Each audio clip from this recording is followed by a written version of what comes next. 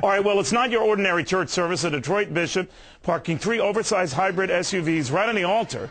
Bishop Charles Ellis calling on his congregation to pray for a bailout. Did those prayers just get answered? The bishop joins me now, first on Fox. Bishop, very good to have you. Thanks for coming. Thank you.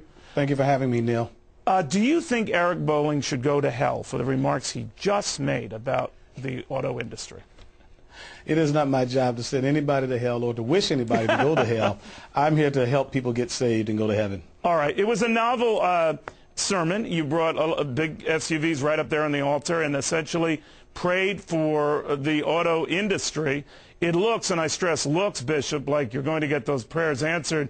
But many argue that it's a short-term kind of miracle here, that in another few months we'll be revisiting all these problems all over again. What do you make of that?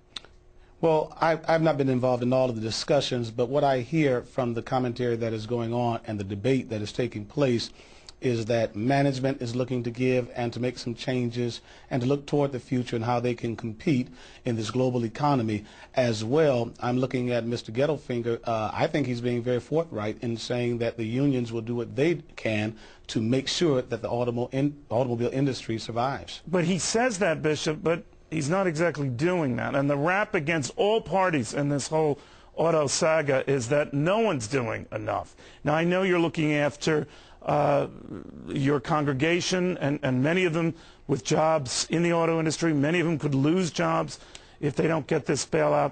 But is the reality that they have just cost themselves out of existence? Well, I think that we need to use the correct terminology, and I keep hearing us say a bailout. But what I'm hearing is a bridge loan. It is not the same as what was done for the banking industry or the insurance industry. How do you know, though, Bishop? How do you know? I mean, yeah, you could say it's a bridge loan, but that's assuming they'll have the ability to repay it. How do any of us know anything? If a bank loans me some money, they're expecting me to pay it back. And whatever happens, it's still a loan. And I think we ought to treat it as that and hold them accountable. All right, but you mentioned the financial bailout, Bishop, and a very good example there. It's gone from bad to worse, right? Money we've given is now money that was not what it was given for. And a lot of these institutions are in worse shape since they got the money. So many argue it's a very good example for not giving your auto congregation money. What do you make of that?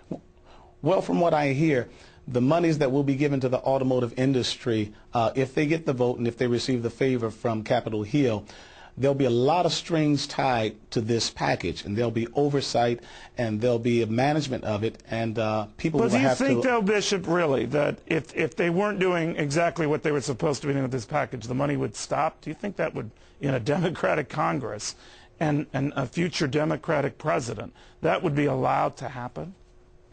Well, I think that we have to take care of the working man. I think we have to take care of the working people. They're the backbone of our society. No doubt, Bishop. And there is no doubting your commitment and your compassion toward your congregation. But Jesus himself taught about responsibility, right?